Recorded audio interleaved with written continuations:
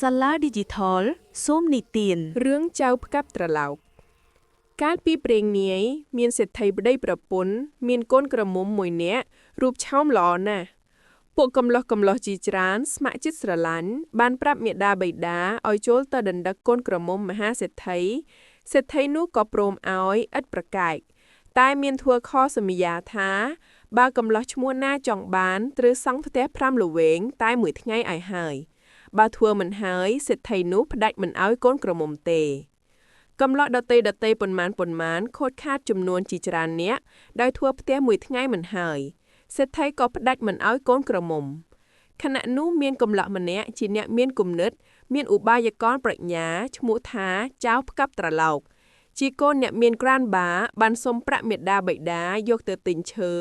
លបធ្វើផ្ទះប្រុងប្រៀបគ្រប់ប្រដាប់ជាស្រេចរួចកោសរូខាត់ត្រឡោកមួយយ៉ាងស្អាតហើយប្រាប់មាតាបិតាឲ្យទៅដណ្ដឹកកូនក្រមុំមហាសេដ្ឋីនោះឯមាតាបិតាក៏ទិញផ្លែឈើមើលផ្លែឈើបានច្រើនតុហើយពឹងញាតសន្តានឲ្យជួយកាន់ចំនួននោះទៅដល់ផ្ទះមហាសេដ្ឋីលើកដៃជម្រាបថាខ្ញុំបាទនាងខ្ញុំមកសូមដណ្ដឹងកូនក្រមុំលោកផ្សំផ្គុំនឹងកូនប្រុសកំឡោះខ្ញុំបាទ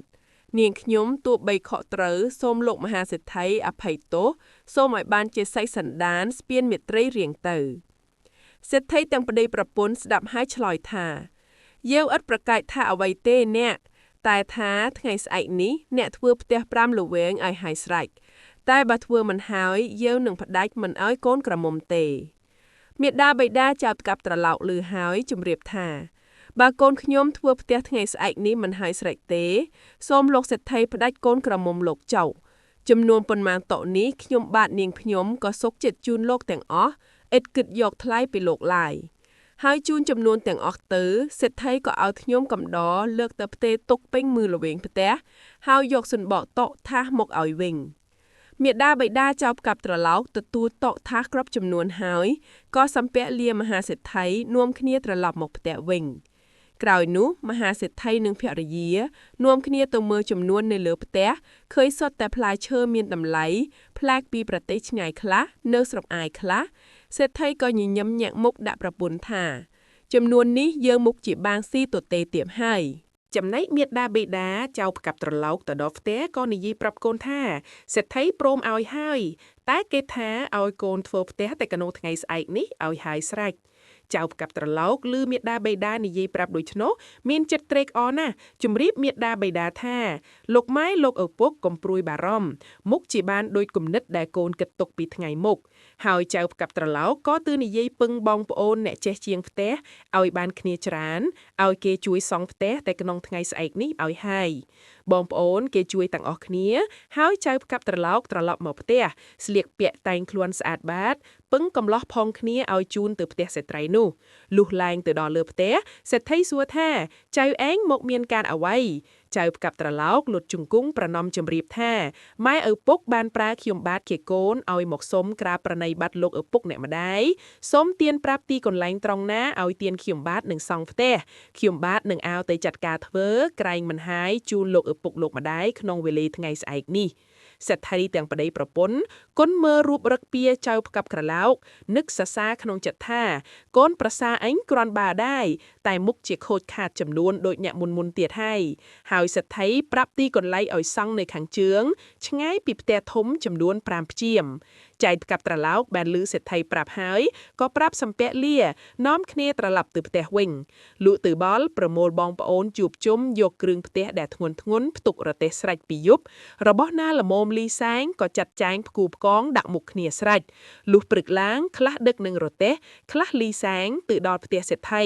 ខ្លះកាប់ដីខ្លះជីករណ្ដោសសរតាមខ្នាត់ទំហំផ្ទះ5ល្វែងខំធ្វើស្រុះគ្នាមិនឈប់តែពេលបរិភោគបាយរួចនាំគ្នាធ្វើទៀតទាល់តែហាយស្រេចក្នុងវេលាថ្ងៃនោះរួចចៅផ្កាប់ត្រឡោកឡើងទៅលុតជង្គង់សំពះជូនផ្ទះមហាសេដ្ឋីជាមាតាបិតាក្មេកហើយនាំគ្នាត្រឡប់ទៅផ្ទះវិញលុះដល់ថ្ងៃខែបានរឹកល្អមាតាបិតាទាំងពីរខាងក៏រៀបវិវាមង្គលការកូនរួចស្រេចឯចៅផ្កាប់ត្រឡោកលាក់តែត្រឡោកនោះមិនឲ្យនរណាឃើញសោះដល់ពេលយប់រៀបផ្សំដំណេករួចហើយក៏ដេកក្នូផ្ទះជាមួយគ្នា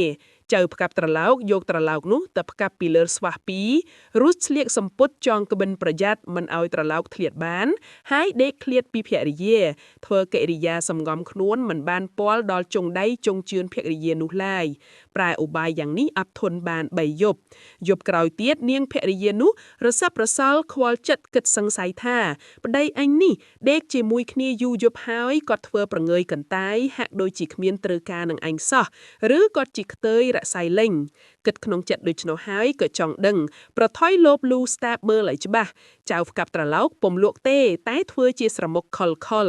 នាងភរិយានោះលូកដៃស្តាបត្រង់ស្វះនោះប៉ះទៅលើត្រឡោកផ្កាប់រលីងនិលដកដៃមកវិញគិតថាប្តីអញនេះនឹងថាខ្ទើយរក្សៃលេងក៏មិនមែនសន្តានហាក់ដូចជាភេទស្រីតែពោះគ្មានប្រឡាយមុខគួរឲ្យឆ្ងល់ណាស់លុះព្រឹកឡើងខ្សឹបព្រះម្ដាយតាមដំណើវដីលុបស្ទាបប្តីសពគ្រប់ម្ដាយលឺហើយដកដង្ហើមធំថាកូនងិញអើយបានប្តីអ្វីក៏មិនដូចបុរសទាំងពួងហើយនឹកបន្ទោសកូនប្រសាប្រុសនោះថាបើវាគ្មានប្រដាប់ដូចបុរសទាំងពួងទេហេតុម្ដេចក៏ស្រឡាញ់កូនអញម្ល៉េះគិតហើយក៏ប្រាប់សេដ្ឋីជាប្តីតាមដំណើរកូនស្រីប្រាប់សពគ្រប់សេដ្ឋីស្ដាប់ហើយគិតថាបើអញនិយាយខ្លាំងខ្មាស់ញាក់ចិត្តខាងហើយនិយាយខ្សឹបខ្សៀវតែពីអ្នកប្តីប្រពន្ធថាកូនប្រសាយាននេះវាគ្រាន់បាដែរណោយកេះអើយអាណិតវា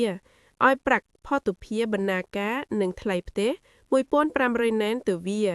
ហើយប្រាប់វាឲ្យទៅនៅម៉ែឲ្យវាវិញចុះគិតព្រមគ្នាហើយហៅកូនប្រសាថាជីឯងមកនេះ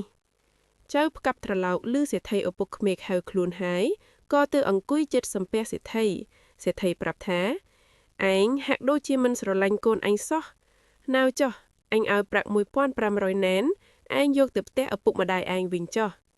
រួចក៏រាប់ប្រាក់ប្រគល់ឲ្យគ្រប់ចំនួនចៅផ្កាប់ត្រឡោកទទួលយកប្រាក់ហើយជម្រាបថាលោកឪពុកខ្ញុំបាទសូមហឹបធំមួយដាក់ប្រាក់យកទៅឲ្យដល់ផ្ទះខ្ញុំបាទផងសេដ្ឋីក៏ឲ្យហឹបដាក់ប្រាក់ចាត់បាវព្រាវឲ្យសែងតាមចៅផ្កាប់ត្រឡោកទៅដល់ផ្ទះហើយជូនប្រាក់ 1,500 ណែននៅក្នុងហឹបទៅមេដាបេដាជម្រាបរឿងសពប្រាប់ក៏ត្រឡប់មកផ្ទះសេដ្ឋីវិញលុះដល់ហើយចៅផ្កាប់ត្រឡោកធ្វើរកិរិយាសញ្ញប់សញ្ញឹងហាក់ដូចជារលឹកអាល័យសេដ្ឋីនិងភរិយានោះពន់ពេកសេដ្ឋីឃឿនហើយសួរថាឯងអញឲ្យប្រាក់ទៅនៅផ្ទះម៉ែឪវិញហើយហេតុម្ដេចក៏មិនទៅចៅផ្កាប់ត្រឡោកឆ្លើយជម្រាបសេដ្ឋីថាខ្ញុំបាទរលឹកអាល័យលោកម៉ែលោកឪពុកនិងនាងជាភរិយាខ្លាំងណាស់សូមនៅទទួលទានដំណេកតែមួយយប់នេះទៀតព្រឹកឡើងខ្ញុំបាទសូមប្រណិប័តលាទៅផ្ទះវិញចុះសេដ្ឋីប្តីប្រពន្ធនិយាយគ្នាថាយើងឲ្យវាដេកមួយយប់ទៀតចុះវាមិនតន់ជាអ្វីទេដូចជាដេកជាមួយនឹងប្រុសផងគ្នាលុះពេលយប់បរិភោគបាយរួចចៅផ្កាប់ត្រឡោកក៏ចូលទៅដេកជាមួយនឹងភរិយាត្រឡោកនៅផ្កាប់ដដែលដល់យប់ជ្រៅភរិយាគិតថាយប់ស្អែកនេះប្តីអញទៅនៅផ្ទះគាត់វិញហើយអញចង់ស្ទាបសង្កេតឲ្យច្បាស់ឯចៅផ្កាប់ត្រឡោកដេកផ្ងាដេកពំលោកព្រោះកាត់ដំរេកខ្លាំងដូចជាគេទូលត្រឡោកនាងភរិយានោះលូកដៃទៅប៉ះត្រឡោកធ្លាក់លឺសូរតែខ្វឹសចៅផ្កាប់ត្រឡោកងាកផាំងចូលទៅរួមរស់នឹងភរិយានោះដោយកម្លាំងដ៏ខ្លាំងក្លាលុះព្រឹកឡើងនាងនោះនិយាយជម្រាបម្ដាយម៉ែអើយបើប្តីខ្ញុំលាទៅផ្ទះវិញសូមម៉ែអាណិតកូនខាត់កុំអោយគាត់ទៅម្ដាយសង្ស័យណាស់សួរកូននិយាយខ្សឹមជម្រាបម្ដាយថាម៉ែប្តីខ្ញុំគាត់មានប្រដាប់ដូចបរោះទាំងពួងមិនមែនជាខ្ទើយទេម្ដាយដឹងចិត្តកូនក៏ខ្សឹមជម្រាបសេដ្ឋីជាប្តីដោយស្ងាត់ថាកូនយិនទាំងពីរវាត្រូវចិត្តវាហើយសេដ្ឋីឮភរិយានិយាយប្រាប់រឿងកូនសពគ្រប់ក៏តបថាកាលមុនឯងនិយាយប្រាប់អញក៏ជឿថាពិតមែនអញបានសងថ្លៃផតុភាបណ្ណាការនិងថ្លៃផ្ទះ 1,500 ណែនឲ្យទៅវាឥឡូវថាកូនប្រសាយើងមានប្រដាប់ដោយបុរសទាំងពួងនៅចុះកេះអើយបើត្រីចិត្តគ្នាវាហើយប្រាក់ដែលយើងឲ្យកូនប្រសានោះដូចជាឲ្យទៅកូនយើងទេប្តីប្រពន្ធវាមានក្រចាយជាមួយគ្នាចុះហើយសេដ្ឋីក៏ស្ងៀមស្ងាត់រាប់អានជាកូនតរៀងទៅលុះដល់សេដ្ឋីប្តីនិងភរិយាចាស់ជរាទទួលមរណភាពទៅវេលាណាស្ដេចក្នុងព្រះនគរនោះទ្រង់ព្រះមេត្តាប្រោសតាំងចៅផ្កាប់ត្រឡោកនិងភរិយាឲ្យធ្វើជាសេដ្ឋីតាំងបិតាលុះអស់ជីវិត